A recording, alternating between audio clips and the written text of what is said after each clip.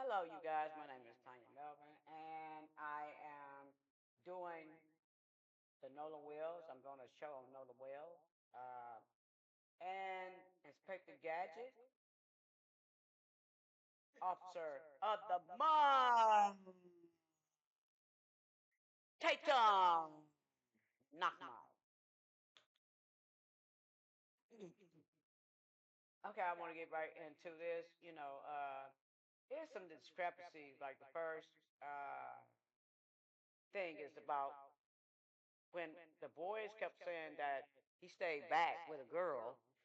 The girl's sister had already said that she was going to get on a boat with her crew because they was about to leave, and that Nolan had told her that he was going to get on the boat with his friends. So, Officer Tatum, I don't know where you could be getting your information from, but it seems as though to me is that you just keep asking the boys questions. When are you going to ask anybody else a question? Stop believing what teenagers say because teenagers lie. I lied when I was 18. You lied when you was 18. Everybody lied when they was 18, honey. So get that in mind. Every time you say you have evidence, your evidence be a text message or something that the boy said. That is not evidence. Just like you said, there was no reception on Horn Island. And it was reception because it's plain as day he made a call. He made a call, so they had reception. Okay? Number two, you said, the boy said that Nolan Wells said that he was going to stay back with a girl. The boys act like they didn't even know who the girl was, but they all know who Katie is. They know who Katie is. So I don't understand why they didn't just give you the boy name, but he never said that he was going to stay back. So that was a lie within itself because the girl said that he said he was going to catch up with them, and they said that he said he was going to stay on the island. So I can't see nobody staying on the island if the girl getting on the boat with the crew that she came with. Okay. You also said that they took a polygraph test. And to Nancy Grace said, "Oh, they took a polygraph test." Yeah, they took a polygraph test. My understanding. Yeah.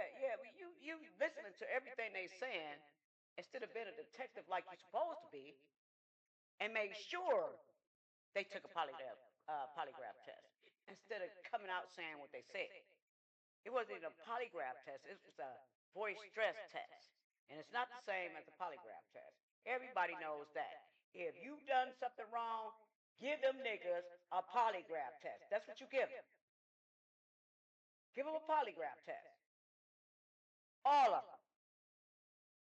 You even need a polygraph test because you done lied so many times. Don't know, ain't nobody gonna believe nothing you saying. You coming right out the box, then you talking about a GoFundMe.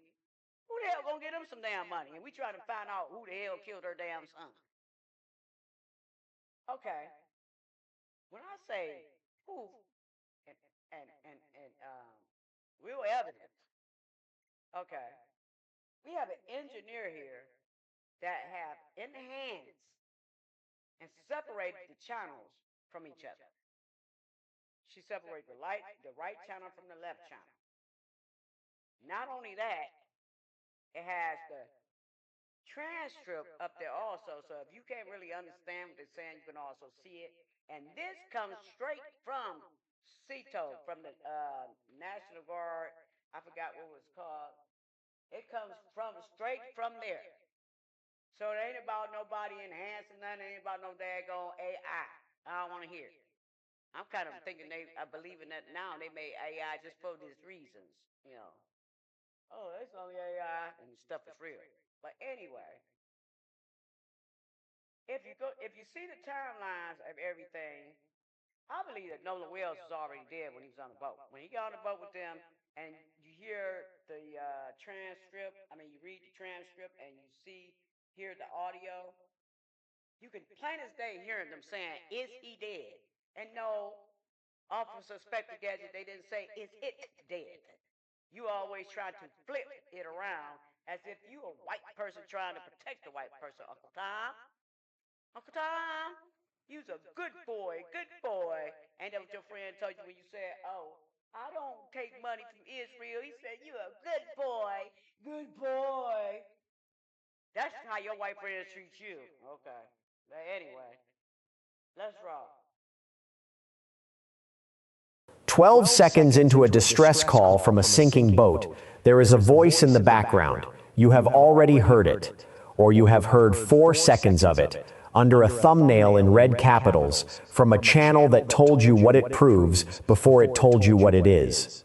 Here is the part they left out. A digital forensics expert pulled both files. The original, released by Mississippi Marine Resources, and the enhanced version everyone is sharing. The enhanced one runs 20 seconds longer. Different digital fingerprint, different content. He transcribed both.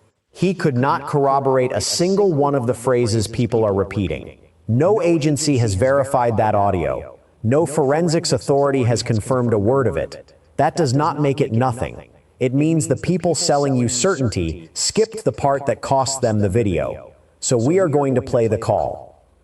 Start to finish, including the 2 minutes almost nobody has published, where the dispatcher stops talking to the boy and starts talking to a captain. Then we separate what is audible from what is interpreted, because the line that should stop you is not buried in the background, it is in the foreground. Connected.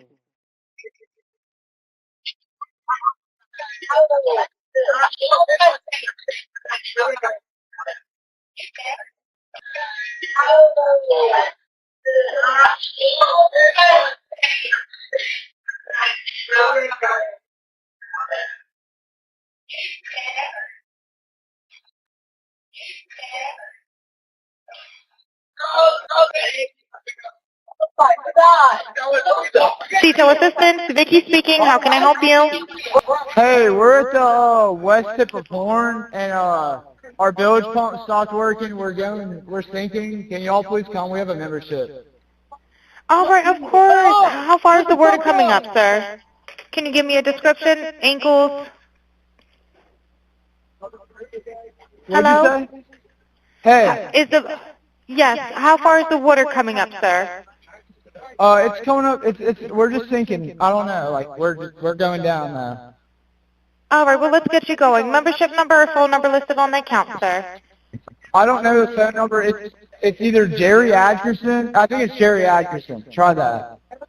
All right. I know we have a membership, like guaranteed. I don't have the tag unless on you here. have a membership number or anything, it's okay. I'll get you over to the captain. What's the best phone number to reach you at? Reach me at 2. All right. And is everybody on board in good health otherwise? Yeah, everybody's How on many? board. All right. Do you need the United States Coast Guard? What? Do you need the United States Coast Guard? No, we do not need that. All right. All right. Do you have your current GPS coordinates? Let me get a look. If not, I can send you a text message.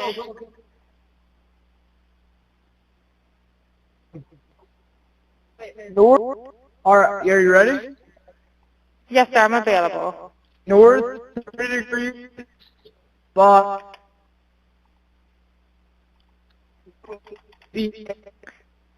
4672.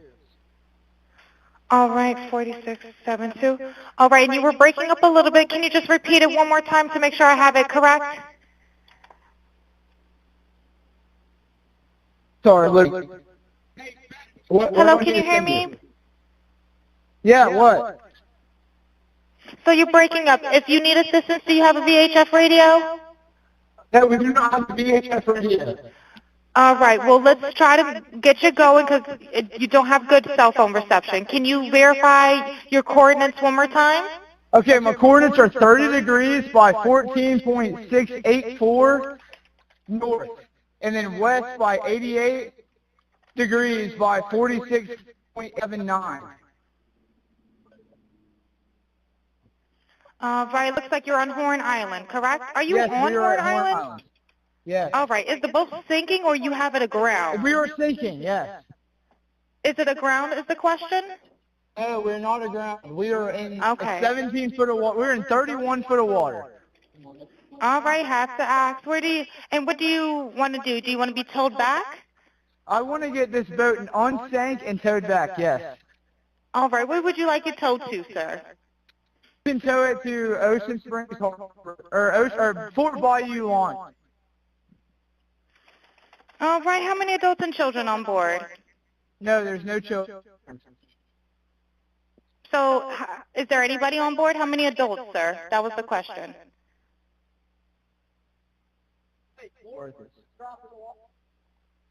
Hello, can you hear me? Try to jump in and pull the plug, Bart, while you're going. Hello, sir. Hello.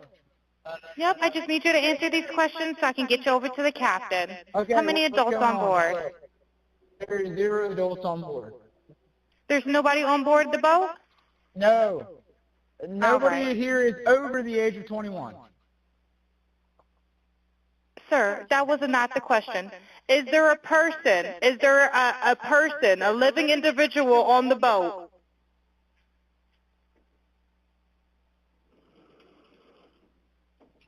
Hello?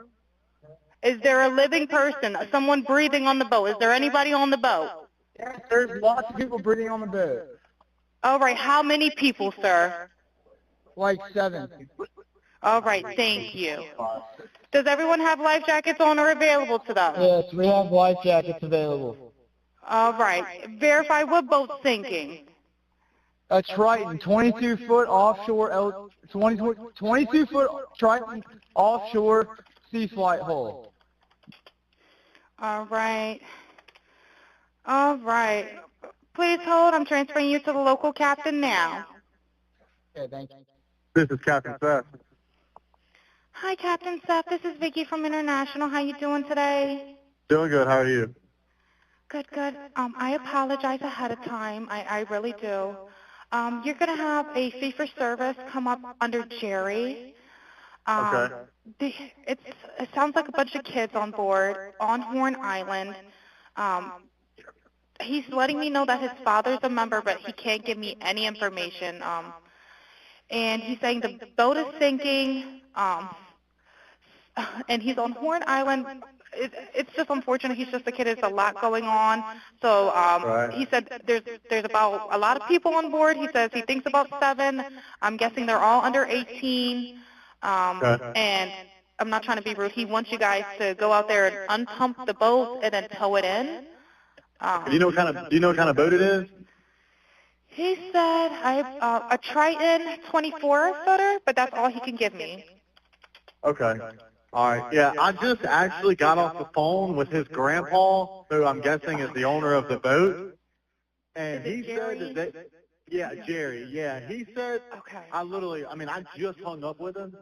He said that they don't need any help right now, but if something changes, he'll call me back. So I'm guessing that they may have figured it out, because that's what he said. So they're in a panic and their boat won't crank. Yeah, they're in a panic. He's saying the bilge is not keeping up. I asked for Coast Guard. He said no, but he's just really upset on the back end. And, I get it. It's a kid. He just doesn't understand. Oh, okay. Do you still have him on the line?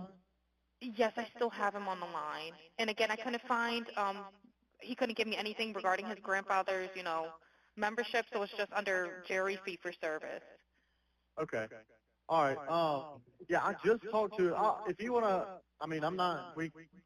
We're so tied up right now. We can't really do any non-member jobs right now. Is Jerry a member? Did you find out if he was a member or not? Yeah, I'm not sure if it's his boat or what. I'm not sure what's going on with it. But yeah, transfer the kid over. I'll talk to him, and then I'll call his grandpa back as well. All right. And did you want me to look up Jerry's membership number or anything like that to see if he's up? I know you guys are You can swamped. try this cell phone number. All right. Yep. Jerry. Yeah, he's an active member. Hold on. What kind of boat do you have on there? Same boat? Yeah, he's one of your members. Yep, 22-foot Triton. All right. I'll just disregard this one. I'm gonna send you over an accurate one under this Jerry Ackerson one. Okay, he's one of your members. You'll get in a couple minutes. Okay. Okay, perfect. All right, and yeah, just transfer this kid over whenever you get a chance. All right, transferring him now. Thank you again, Captain. All righty. Stay safe out there. It's crazy. Have a drink. Oh, it's wild. All righty, thank you. Thank you. Spoken clearly, on a recorded line. 4 in the afternoon, July 4. A teenager dials CTOW, not 911, not the Coast Guard, a private towing company that runs on memberships. Roadside assistance for boats. The Mississippi Department of Marine Resources released this recording. Every word of it came from a government agency, not an anonymous account. Now the parts that matter. He opens with the emergency, and nothing around it. West tip of Horn Island. Bilge pump stopped. They're sinking. Please come. The dispatcher works her script. How high is the water? Ankles. He can't measure it. He tells her they're just going down. She needs a membership number. He doesn't have one. A phone number on the account. He doesn't have that either. He offers a name, says he thinks that's it, asks her to try it. Then he tells her he knows the membership exists. Guaranteed. Signal keeps dropping. He goes to find GPS coordinates, reads a set, breaks up, reads a second set that doesn't match the first. She asks whether they have a VHF radio, the piece of equipment that would make any of this easier. They don't. She asks whether the boat is aground. He says no. Then he gives the depth as 17 feet and corrects himself in the same breath to 31. He identifies the vessel, 22-foot Triton offshore, and somewhere in the middle, one line thrown away from the phone at someone else on the boat, about the drain plug. That is the recording the internet has heard 4 seconds of. What follows is the part almost nobody has published. She puts him on hold and transfers to the local captain. 2 professionals now talking to each other, with the boy waiting on the line. She tells the captain it sounds like a group of kids out on Horn Island, that the caller says his father holds the membership but can't produce anything to prove it, that he's just a kid and there's a lot going on. She mentions she offered the Coast Guard and he turned it down. The captain already knows about the boat. He has just come off a call with the grandfather, who he believes owns it, and the grandfather told him something that has gone almost entirely unremarked in a month of coverage. They don't need any help right now. If anything changes, they'll call back. The captain repeats it flatly. He figures they must have sorted it out, because that's what he was told. So while a teenager sits on hold describing a vessel going down with 7 people on it, an adult on the mainland has already stood the rescue down. Nobody has explained how the grandfather knew they were fine. One exchange in this call has been quoted in fragments across 100 videos. The fragments change what it means. Here it is whole. The dispatcher asks how many adults and children are on board. He says there are no children. She asks again, how many adults? He says there are 0 adults on board. She stops the script. She asks whether there is nobody on the boat at all, and he answers a question she never asked.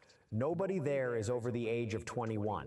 So she escalates, and the words she has to reach for tell you what she is now imagining on the other end of that line. Is there a person on the boat? A living individual, someone breathing. Only then does he say yes. There are lots of people breathing on the boat. She asks how many. Like 7. Take the ordinary reading first, because it is probably the right one. He is a teenager. The hull is filling. People are shouting behind him.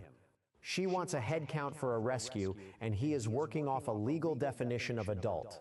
That is not a man choosing his words. That is a kid running 2 frames at once and dropping both. Warren Hudson has said publicly that the group had been drinking on the water that day. That belongs in the frame too. But that is not the moment that should stop you. Earlier in the same call, she asks whether everybody on board is in good health otherwise. He says yes. And then, immediately, in the same breath, that he doesn't really know. Sit with the shape of that answer. Not a denial, not an assurance. A yes that collapses on itself, from someone standing on the deck, looking at the people he is being asked about. Moments later, she asks whether they need the United States Coast Guard.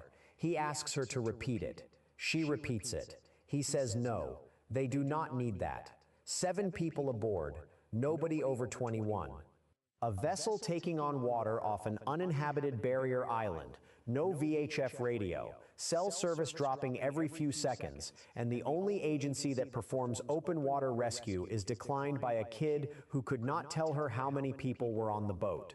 there is an ordinary explanation available. Teenagers on a borrowed boat, alcohol on board, calculating what an official rescue brings with it. That happens on the water more than people think. But it is a decision, made out loud, on a recorded line, by someone with the phone in his hand. It required no software to hear. It has been sitting in the public file since Marine Resources released it.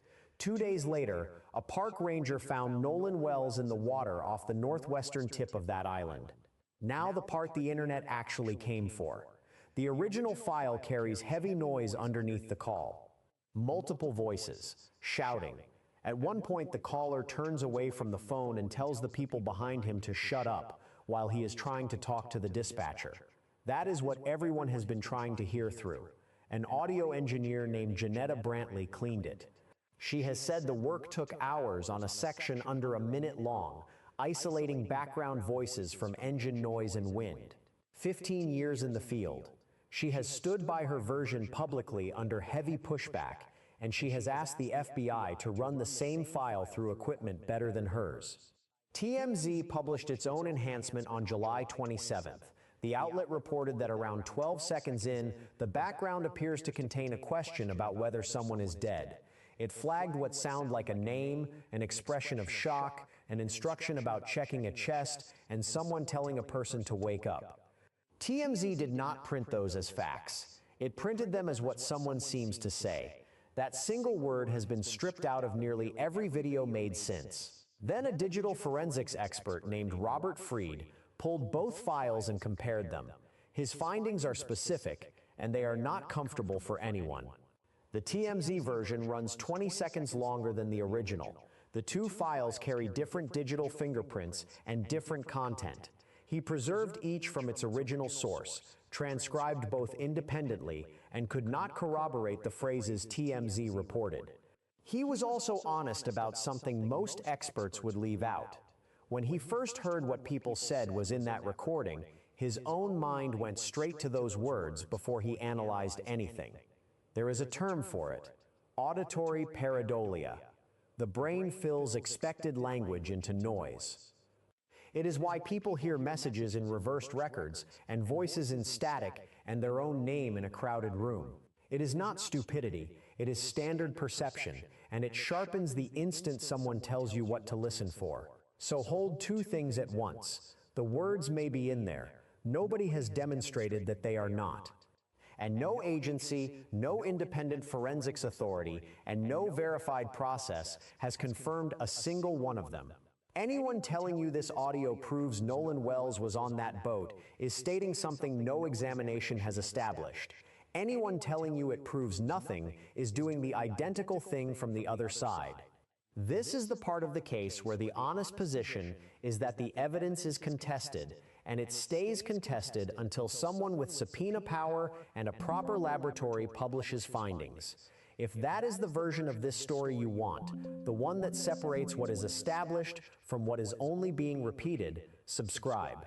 There is a great deal more of this case coming, and most of it is going to be told badly, because the outlet that published that enhancement also published something else that week, something that points in the opposite direction, and almost nobody using their audio has mentioned it. TMZ published the enhancement. TMZ also published this, and almost nobody using the first has touched the second. Sources with direct knowledge of the investigation told the outlet that authorities have evidence placing Nolan on Horn Island after the boat left. At least 2 witnesses interviewed by law enforcement say they saw him there after it headed for the mainland. If that holds, Nolan was not among the 7 people on that call. Every interpretation built on the background voices collapses at the foundation. Both stories ran within days of each other, from the same publication. A channel that runs one and buries the other is not following a story. It is picking the version that performs. There is a third piece in that reporting, and it is thinner than it looks. Sources say people who were on the boat have heard the enhanced version and are telling those around them it is nothing but panic over a sinking vessel. Those same sources would not say what was actually said. Read that carefully. A denial with no content in it is not a confession. It is also not a denial. It is what people say through intermediaries once lawyers are involved, and lawyers are now involved on every side of this case. Warren Hudson has given his own account publicly. He says someone in the group was panicking and trying to get Nolan to leave with them, shouting at him to get on the boat. In that version, a voice saying Nolan is a person calling across the water, not standing over him. That explanation has been mocked for 2 weeks straight, and it deserves better than mockery, because it is the only explanation anyone has offered that is actually testable. A group trying to leave a sinking boat while one person stays on shore would sound exactly like that. Nobody has produced anything that settles it. But there is a person who was standing next to Nolan in those minutes, and her family has told a version that fits neither account.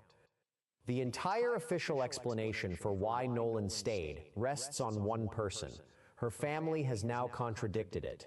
The friend's account has been consistent from the beginning. Nolan chose to remain on Horn Island because he was talking with a 19-year-old woman he had met that day. Hudson has stated it directly. Nobody left him. They asked. He decided to stay with the girl he was with. Her sister told the Daily Mail something else entirely. She said the young woman spoke with Nolan and came away assuming he was getting ready to board the boat he had arrived on. She added that her sister assumed the friends calling him to the boat would never have left without him. Set that against the friend's version.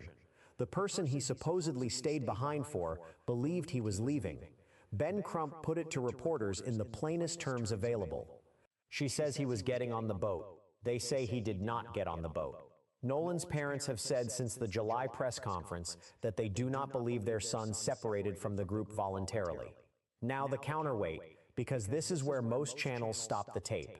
Former FBI agent Jennifer Coffindaffer has argued that both accounts can be true at once, and that this reads to her as a timing problem rather than dishonesty on either side. A conversation ends. She walks away believing he is about to board. Whatever happened in the minutes after, she never saw. That covers a great deal of it. It does not cover what happens roughly an hour later, when a call goes out from that boat and a teenager tells a dispatcher everyone aboard is fine, and then says he doesn't really know. The family did not wait on the state. They hired Ben Crump and brought in Dr. Roger A. Mitchell Jr., president of the National Medical Association, former chief medical examiner for Washington, D.C. He examined Nolan on July 10th. The findings came out July 22 at the NAC National Convention in Chicago. Cause of death, undetermined, pending investigation. Manner of death, the same. Crump read the line that has defined this case ever since. The pathologist could not rule out whether any intervening non-accidental factors contributed to or caused the death. What Mitchell did not find belongs in any honest account of this. No lacerations, no fractures, no deep tissue injuries anywhere on the body.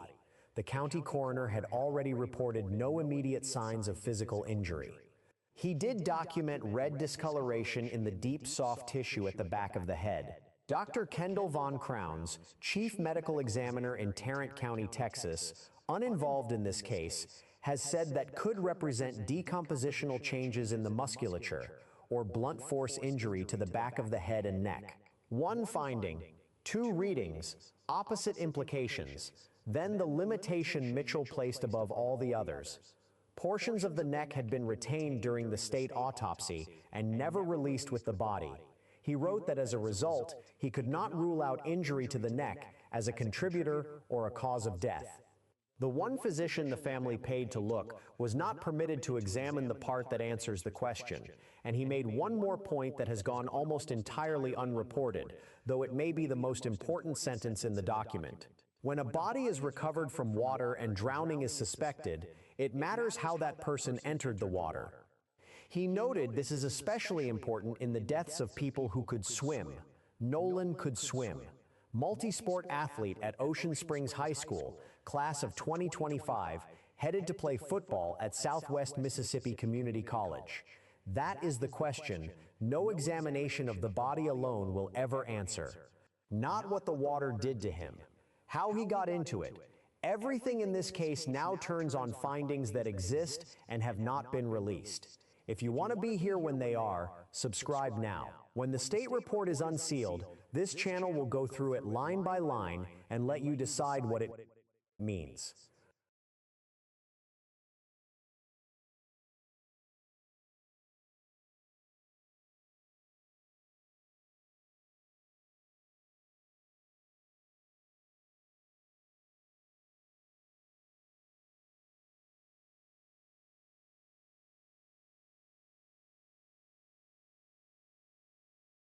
I don't get it. I don't get it. I don't get it.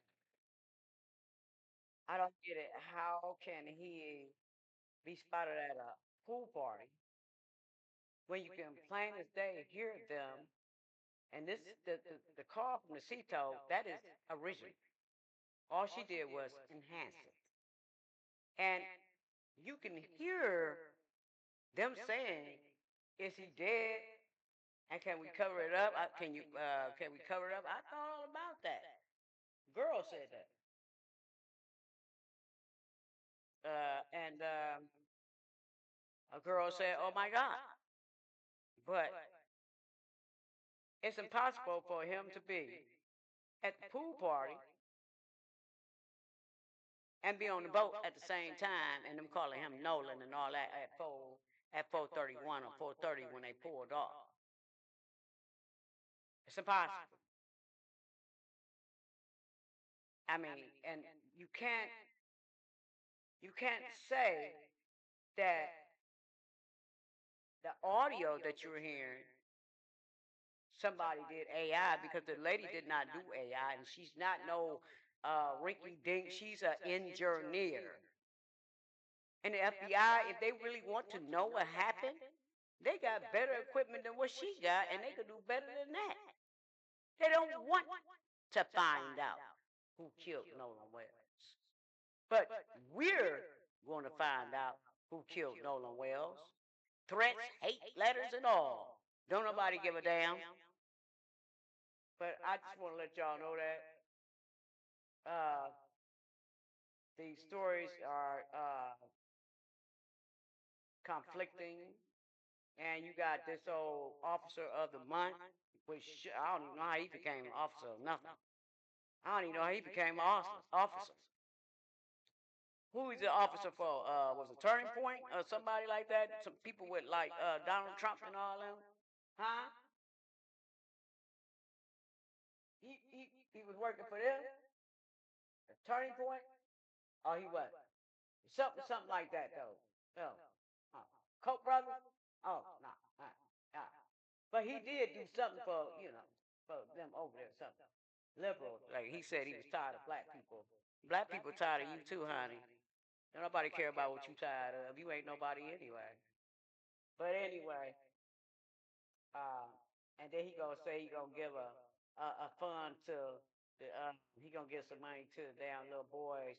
And I hope when you find out that they lie, you gonna like the laugh and stop that you already look like now, because you done got caught in lies